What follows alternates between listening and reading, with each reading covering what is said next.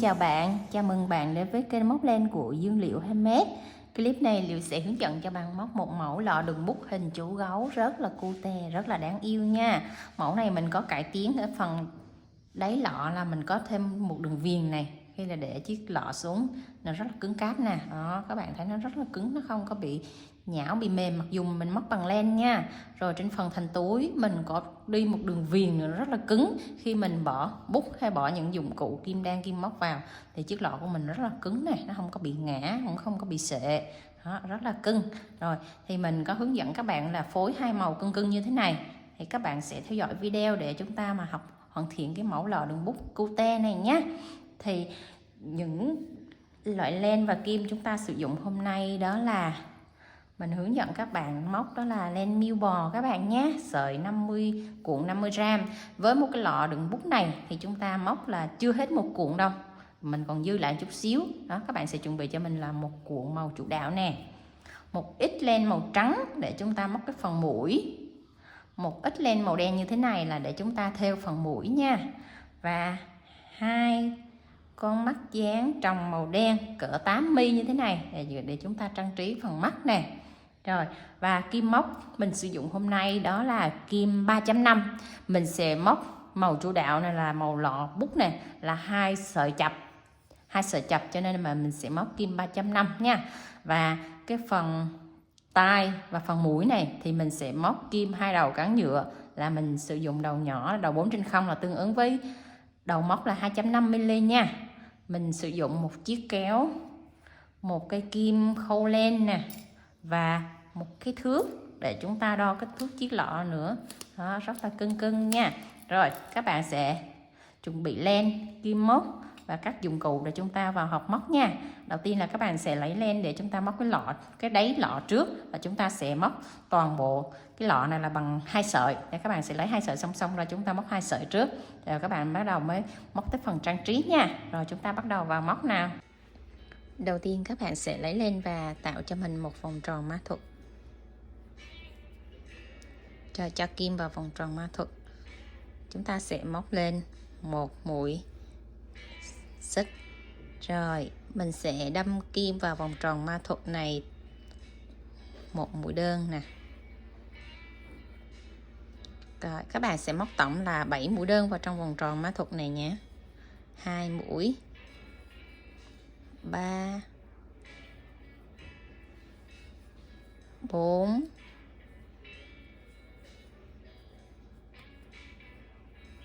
5, 6, 7. Rồi mình sẽ rút cái sợi dây này nè cho chặt lại. Đó, để tạo lên một vòng tròn. Rồi mình sẽ đâm kim vào ngay chân móc đầu tiên này, một mũi dời. Rồi các bạn siết chặt lại ha. Rồi để lên vòng thứ hai thì chúng ta móc một mũi xích, đâm kim vào ngay chân móc đầu tiên này, 2 mũi đơn và kẹp cái sợi len thừa này đi vào trong chân móc luôn. 1, 2. Rồi chân tiếp theo chúng ta cũng móc 2 mũi đơn chung một chân.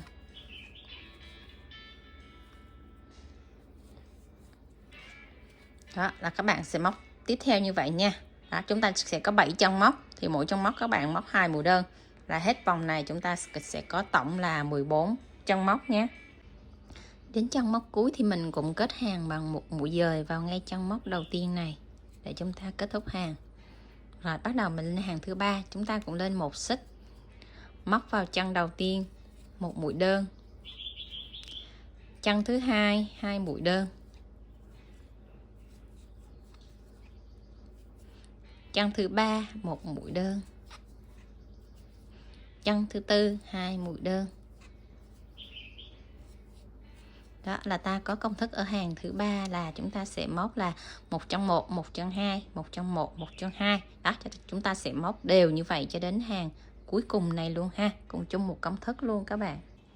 Đó, đến chân cuối này chúng ta cũng móc một mũi dời.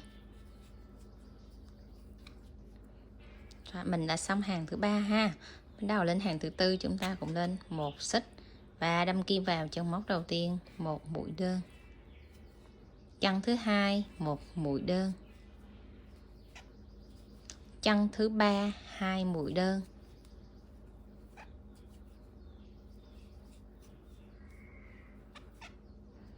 đó là chúng ta sẽ có công thức ở hàng thứ ba là hàng thứ tư các bạn 112 112. Đó, các bạn sẽ lặp lại cụm công thức như thế này cho đến cuối hàng luôn nha.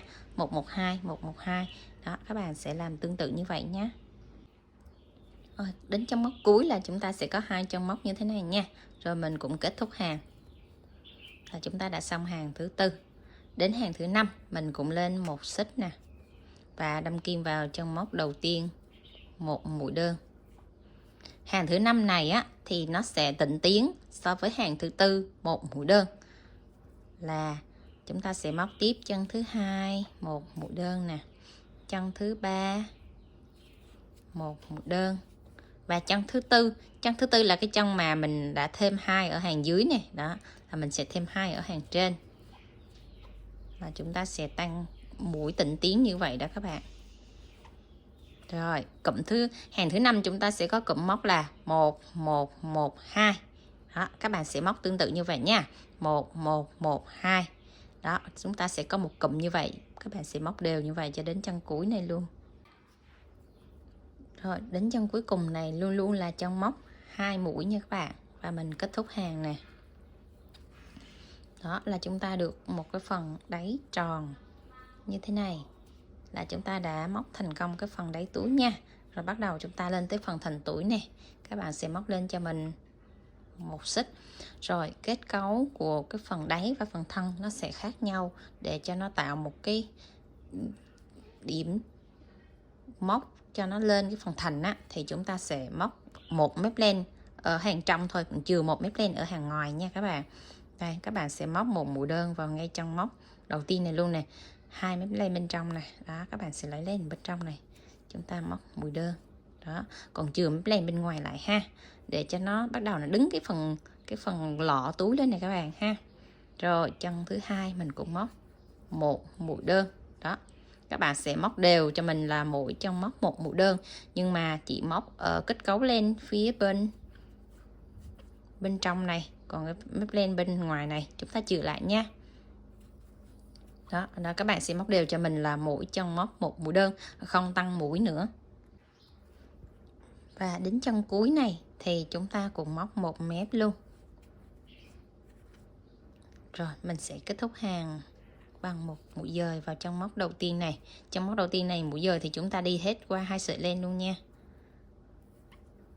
Đó là cái lọ của chúng ta nó bắt đầu nó đứng thẳng lên rồi nè các bạn. Đó, khi mình đổi mũi móc thì nó bắt đầu đứng thẳng lên rồi ha. Rồi tới hàng thứ hai chúng ta móc lên một xích nè. Tới hàng này thì chúng ta không cần phải chừa mép nữa, mà đâm hết len qua luôn, hết len qua 2 sợi luôn. Móc mũi đầu tiên cho mình là một mũi đơn. Đây mình làm lại nha. Rồi đâm hết kim qua luôn nè, móc lên một mũi đơn. Rồi chân thứ hai các bạn cũng móc tiếp một mũi đơn, chân thứ ba cũng một mũi đơn. Đó, mỗi chân móc các bạn móc đều cho mình là một mũi đơn ha. Mình sẽ gặp nhau ở chân cuối này. Rồi đến chân cuối chúng ta cũng móc đều như vậy, và mình cũng kết thúc hàng bằng một mũi dời và vào luôn 2 sợi len, kéo len qua. Rồi là mình đã lên cái phần thân của cái hộp rất là cưng rồi ha. Rồi các bạn sẽ móc tương tự cái hàng mình vừa móc như thế này, các bạn sẽ móc lên cho mình tổng thêm là 10 hàng nữa. Tức là cái phần thân này chúng ta sẽ có tổng cộng là 12 hàng nha. Thì mình đã có 2 hàng rồi thì các bạn sẽ móc thêm 10 hàng nữa, rồi chúng ta sẽ gặp nhau ở hàng thứ 12. Rồi, đến hàng móc thứ 12 là chúng ta đã xong phần lọ đơn bút rồi nha. Rồi bây giờ chúng ta sẽ móc một đường viền quanh cái lọ này để nó tạo cái độ cứng của cái lọ, để khi mình bỏ bút vào nó không có bị vinh, nó không bị ngã cái lọ nha. Rồi các bạn sẽ bắt đầu móc theo chiều ngang này nè, móc mũi dời này, bỏ chân móc đầu tiên, các bạn đâm kim vào chân thứ hai. Rồi chúng ta lấy lên, thay vì chúng ta móc qua thì chúng ta sẽ kéo qua hết như thế này. kéo qua hết như vậy, gọi là mũi dời các bạn nhé. Đó, đâm kim vào đây và kéo lên qua. Đó, mỗi chân móc các bạn sẽ móc một mũi dời tương tự như vậy nha. Đó, đó, các bạn cứ kéo lên qua từ từ như vậy ha. Đó. Rồi mình cứ móc như vậy cho đến hết phần thành túi. Các bạn móc thoải mái cái tay thôi, đừng có móc chặt tay quá nha. Đó, cho kim qua hết luôn. Đó là các bạn sẽ thấy nó có một đường viền nổi gân lên như thế này nha. Rồi mình sẽ móc hết phần thành túi, rồi mình sẽ gặp nhau ở điểm cuối này. Rồi đến trong móc cuối này thì chúng ta cũng móc một mũi dời nè, để nó tiếp giáp với phần mũi dời lúc đầu tiên lúc nãy. Nó sẽ tạo một cái vòng tròn, nó không có bị lộ cái đường mối nối của chúng ta nha. Đây, và nhớ nè, đâm kim vào đây, đâm kim vào ngay chân móc, nó sẽ đâm qua hai chân móc như thế này. Rồi chúng ta sẽ lấy len qua nè, qua hết luôn nè. Đó là các bạn thấy cái mối nối của cái lọ tuổi của chúng ta nó bằng rồi nha, nó không có bị lộ nha. Rồi các bạn sẽ cắt len nha. Rồi rút cái sợi len ra. Rồi mình dùng kim hai đầu cán nhựa nè, mình dùng đầu nhỏ, mình sẽ rút cái sợi len này vào ngay cái mối nối đó luôn, dưới trong móc mối nối đó các bạn. Mình sẽ rút nó qua sau lưng nè. Đó, rồi mình siết chặt lại nha. Đó là các bạn sẽ thấy nè, cái thành túi của mình á, nó đều á, nó không có lộ cái điểm mối nối của chúng ta. Rồi còn cái phần này nè, đó nó cũng tiếp giáp nó thẳng, chứ các bạn đừng có móc một chân cuối ở đây là một mũi đơn á, nó sẽ lộ cái đường gân lên, nó xấu nha. Rồi cái thành túi của chúng ta rất là đẹp nha. Rồi mình dùng kim khâu len giấu hai cái sợi len thừa này đi theo một hàng ngang này, đi theo một hàng ngang của phần thành túi này nha. Rồi bắt đầu chúng ta sẽ sử dụng kim nhỏ này để chúng ta móc cái phần viền túi này nè, cái phần đáy này nè, cái phần đáy của cái lọ của chúng ta nha. Rồi thì có hai cách nè. Nếu mà các bạn muốn tạo một điểm nhấn á, đây cái phần túi này các bạn tạo điểm nhấn thì các bạn sẽ cho cái phần đường viền này màu khác. Đó, cái phần đường viền với phần tay gấu này là màu khác cho nó nổi cái phần lọ lên ha.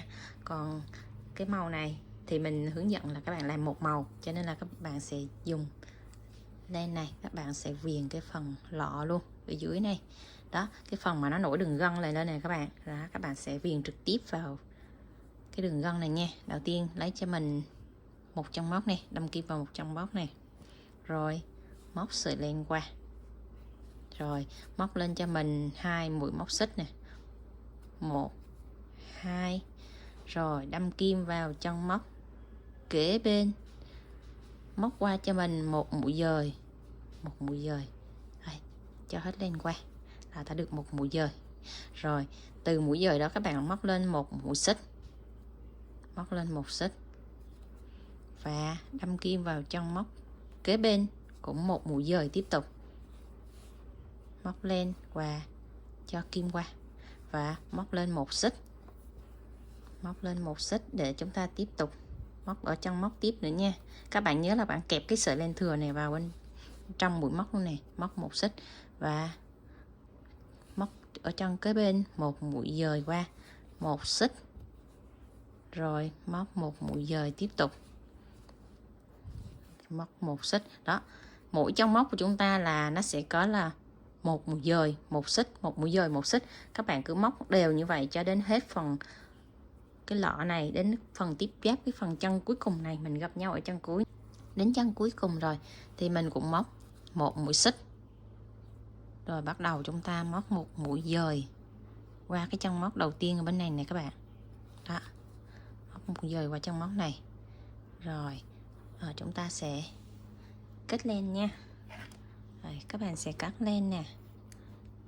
Rồi mình sẽ cho cái sợi len thừa này, dùng kim chúng ta mắc cái sợi này xuống phía dưới đáy lọ này. Đó, rồi chúng ta dùng kim khâu len, mình sẽ giấu cái mối nối này theo chiều ngang Các bạn nhớ là luôn luôn giấu mối nối là theo chiều ngang nha các bạn, để cái mối nối của chúng ta nó không bị lộ và nó được đẹp hơn ha.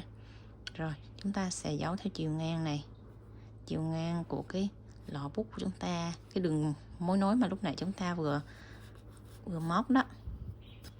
Đó, mình sẽ giấu theo chiều ngang như vậy nha.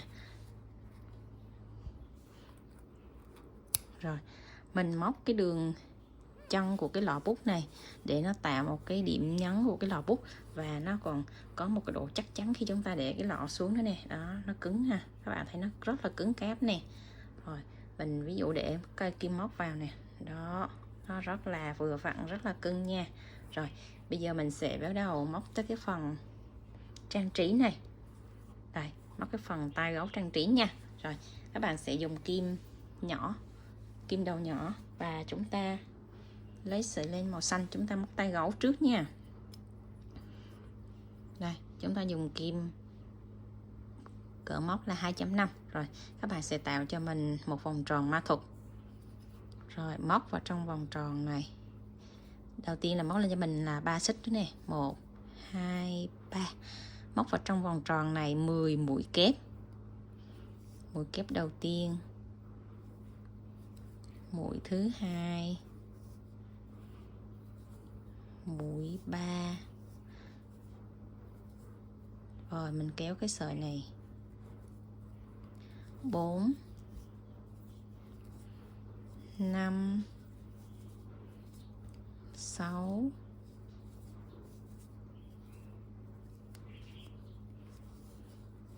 7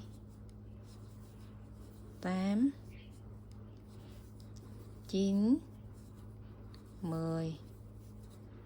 Rồi mình sẽ hạ xuống 3 mũi xích này, 1 2 3, đâm kim vào ngay vòng tròn ma thuật này, lấy len qua, kéo qua cho mình một mũi dời và kết thúc cắt len nhé. Rồi các bạn sẽ siết cái sợi len này qua và kéo nó xuống dưới vòng tròn ma thuật của chúng ta luôn. Kéo xuống và siết cái sợi len thừa lại thật chặt lại, là chúng ta sẽ được một tay gấu. Đó, là chúng ta sẽ được một tay gấu rất cưng như thế này nha. Rồi các bạn sẽ móc tương tự như vậy, một tay gấu như vậy cho mình nữa là 2 tay. Rồi chúng ta sẽ tiến hành ráp tay gấu vào trong phần túi này nha, phần cái thành lọ bút này nha các bạn. Rồi sau khi chúng ta móc được 2 chiếc tay bằng nhau như thế này rồi, bắt đầu các bạn chuẩn bị cho mình len màu trắng để chúng ta móc cái phần mũi này nhé. Rồi các bạn lấy cho mình sợi màu trắng, tạo một vòng tròn ma thuật, móc vào trong vòng tròn này cho mình lên một bính nè. Rồi móc tổng vào trong vòng tròn này là 8 mũi đơn. 1 2 3 4 5 6 7 8. Rồi các bạn sẽ siết cái sợi này lại để chúng ta tạo một vòng tròn nè. Rồi mình sẽ đâm kim vào ngay chân móc đầu tiên này để chúng ta móc một mũi dời qua nè. Rồi mình chỉnh cho cái vòng tròn này nó đều bằng lại ha. Rồi bắt đầu lên hàng thứ hai, chúng ta cũng móc lên một xích, móc vào ngay chân móc đầu tiên 2 mũi đơn vào chung một chân. 1 2. Rồi các bạn sẽ móc đều mỗi chân móc 2 mũi đơn nhé, là chúng ta sẽ có tổng là 16 mũi đơn. Đó, các bạn sẽ móc đều mỗi chân móc 2 mũi đơn. Mình sẽ gặp nhau ở chân cuối này. Cho đến chân cuối này chúng ta cũng móc một mũi dời vào ngay chân móc đầu tiên này để kết thúc hàng. Rồi siết chặt lại và mình sẽ cắt len để kết thúc nha. Rồi siết cái sợi này qua, và ngay tại cái chân móc đầu tiên đó mình kéo cái sợi len này xuống phía dưới. Các bạn đừng có móc thêm một mũi xích nữa nha, móc thêm nữa là cái vòng tròn của mình nó sẽ không tròn và không có đẹp. Đó là chúng ta được cái vòng tròn cái phần mũi này rất là tròn nha, phải móc cho thiệt tròn các bạn nhé, để chúng ta tạo hình lên thì cái mũi của chúng ta nó mới cưng.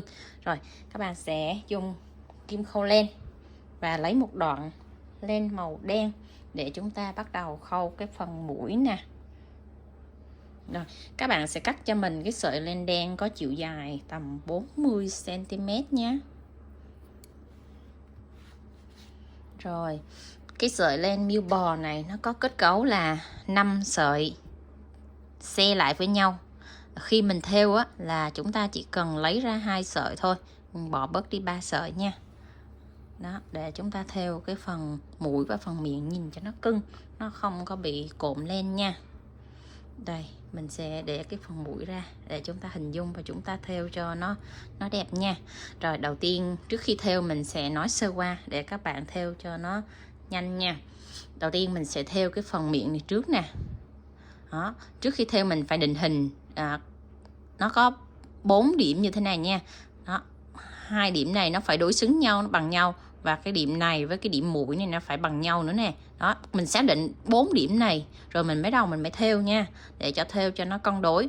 Và cái phần mũi nè chúng ta sẽ thêu nó thành hình tam giác, và cái đáy cái đáy nhọn nó sẽ nằm ở cái phần mũi này ha. Rồi bắt đầu các bạn sẽ lấy len và cho kim khâu len để chúng ta bắt đầu thêu nha.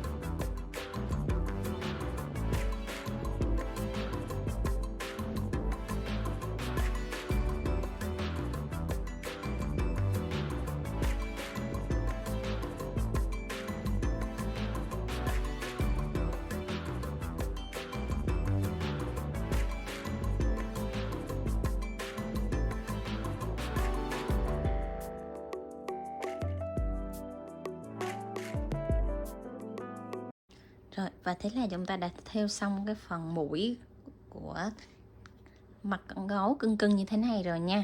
Đó, và các bạn sẽ hình dung cách thêu là đầu tiên chúng ta thêu cái phần miệng trước, thêu từ chân này xuống tới chân chính giữa, từ chân chính giữa chúng ta thêu qua chân bên này, xong rồi chúng ta bắt đầu thêu cái mũi nha. Theo cái mũi chúng ta thêu cái hình tam giác nè. Đó, xong từ ngay giữa chính giữa mũi chúng ta kéo một đường thẳng xuống đây để chúng ta tạo một cái hình thẳng từ mũi xuống tới phần miệng nữa là xong nha. Đó, các bạn hãy tạo hình như vậy nó cưng nè. Rồi đến cái phần trang trí nè, mình sẽ tính cái phần mũi chúng ta sẽ trang trí từ hàng móc. Đây là hàng móc đầu tiên, hàng móc thứ hai, hàng móc thứ ba. Chúng ta sẽ theo cái phần vòng tròn của cái mũi này từ nè 1, 2, 3, chúng ta bắt đầu theo từ hàng thứ tư trở xuống nha. Đó, nó sẽ nằm ở vị trí đó. Rồi tới 2 con mắt. Đó, khi theo xong cái phần miệng này xong, các bạn sẽ theo con mắt ở hàng thứ ba nè, tính từ trên xuống 1, 2, 3. Các bạn theo 2 con mắt trước. 2 con mắt nó sẽ nằm ở từ cái phần mũi màu trắng này chúng ta gióng thẳng lên thì nó sẽ nằm ở cái vị trí này. Rồi đến phần hai cái tay con gấu, thì ta sẽ theo ở ngay cái hàng đầu tiên nè. Đó, hàng đầu tiên của 10 móc. Đó, từ con mắt này mình gióng thẳng lên nè, các bạn để ý nè, từ con mắt này gióng thẳng lên thì cái tay nó vừa chạm ngay con mắt nè. Đó, cái tay bên này cũng vừa chạm ngay con mắt. Đó, mình để thẳng cái thước lên là các bạn để ý nè, con mắt rồi tới cái phần chạm tay gấu, bên này cũng vậy, con mắt rồi tới chạm tay gấu. Đó, thì các bạn sẽ hình dung để các bạn thêu vào cho nó đúng vị trí nha. Đây, Đó, mình sẽ ướm thử trước khi thêu để các bạn thêu cho nó chính xác, nó vừa, nó đẹp, nó không có bị lệch nha. Đó, đó, các bạn ướm lên thử rồi các bạn sẽ thêu nha.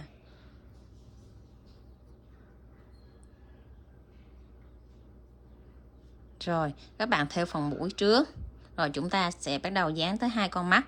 Rồi chúng ta sẽ thêu tới cái phần tai nha. Rồi mình sẽ gặp nhau mình sẽ gặp lại các bạn khi các bạn sẽ thêu trang trí xong với phần mắt, mũi và miệng nha. Ta-da! Thế là mình đã trang trí xong rồi nè. Các bạn thấy cưng không nè? Đó, là mình sẽ phối tay gấu một màu hoặc là tay gấu khác màu giống như mẫu này. Đó, đều là rất là đáng yêu, dễ thương nha. Đó, cái lọ đường bút này mà chúng ta móc chặt tay á thì nó rất là cứng. Rồi, mình sẽ đo thử sản phẩm cho các bạn xem là chiều cao nó bao nhiêu nha. Đây, khi chúng ta móc thành phẩm xong á thì cái đáy lọ bút của chúng ta là 8 cm nè. Và chiều cao của cái lọ là 9 cm nè các bạn, 9 cm nha. Đó là cái lọ mình đựng được rất là nhiều đồ nè. Đó, các bạn bỏ thử dụng cụ thử, các bạn sẽ thấy là mình bỏ được rất nhiều nha. Đây. Đó, lọ đựng bút hoặc là đựng kim chỉ kéo gì của chúng ta cũng rất là cưng nè. Đó, rất là dễ thương các bạn ha. Rồi mình chúc các bạn móc thành công nha. Nếu có thắc mắc gì các bạn cứ để lại bình luận bên dưới, mình sẽ trả lời các bạn trong thời gian sớm nhất nha. Rồi các bạn nhớ cho mình xin một like nha. Còn các bạn mà mới ghé kênh mình lần đầu tiên thì nhớ ấn quả chuông bên dưới để chúng ta sẽ đăng ký kênh của mình để theo dõi những cái video mình sắp ra nữa nha. Mình bye bye các bạn, chúc các bạn móc thành công.